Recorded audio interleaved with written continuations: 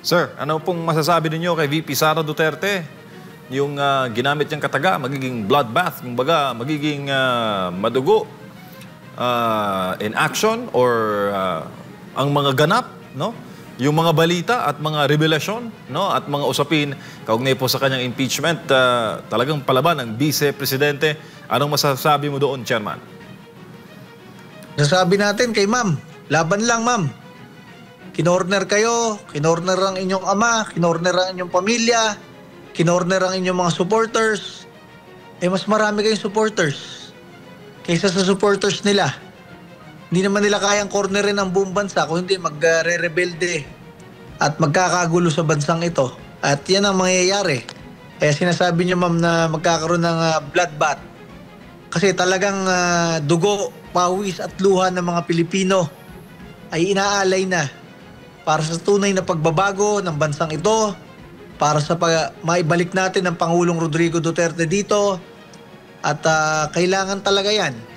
Pagpakita ng tapang ang maraming Pilipino. Kasi nakikita natin kay Vice President Sara Duterte ang tapang na kailangan natin mga Pilipino at nakikita natin siya bilang isang strong woman leader natin. Kaya susundin natin kung saan man magpunta si Vice President Sara Duterte. Yan na ang susunod na Pangulo ng Pilipinas. Bakit?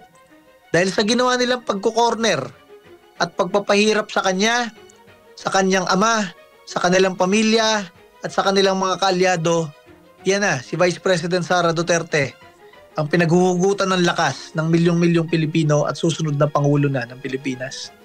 Chairman, uli na lang po, mensahe po ninyo sa mga higit 2 milyon na bumoto sa Duterte Youth Party List at ang inyo pong hiling sa Korte. Unang-una po, tayo ay nagpapasalamat kay Pangulong Rodrigo Duterte at kay Vice President Sara Duterte na inendorso ang Duterte Youth Party List.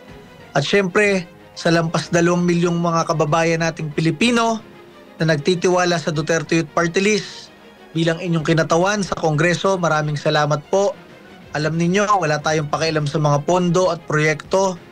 Wala tayong pakialam dyan sa mga talaga namang kaperahan sa Kongreso. Ang pinapakialaman natin ay kung paano durugin ang mga kaaway ng gobyerno katulad ng mga makakaliwang grupo, mga teroristang NPA, mga kriminal, at syempre kasama sa mga kriminal ay ang mga kurakot at mandarambong sa ating gobyerno. Yan ang ating tinututukan sa Duterte Youth Party List. Alam niyo, kung gusto lang gumawa ng pera ng inyong Duterte Youth Party List, edi sana nanahimik lang tayo, lumapit tayo sa ating ninong presidente at ninong na speaker at humingi tayo ng pondo. Hindi tayo ganyan. Hindi tayo nananahimik para magnegosyo at gumawa ng pera.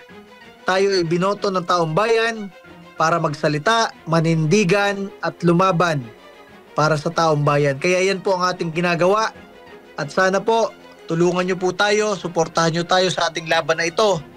Dahil binigyan na nga kayo ng pagkakataon, bumoto, pumili ng inyong kinatawan sa Kongreso at ang ating daladalang mga kinatawan ay mga batang leader galing UP, PMA at PNPA, mga kaklase ng mga tinyente ng Army, Air Force, Navy, mga pulis at mga reservist at ganito pa ang ginawa sa inyong Duterte Youth Party List. Sana po tulungan nyo tayo, samahan nyo po tayo sa laban na ito at dadali natin ito bukas sa Korte Suprema. Suportahan nyo po na tayo po ay maproklama agad dahil karapatan po natin yon bilang grupo na naipanalo po ninyo.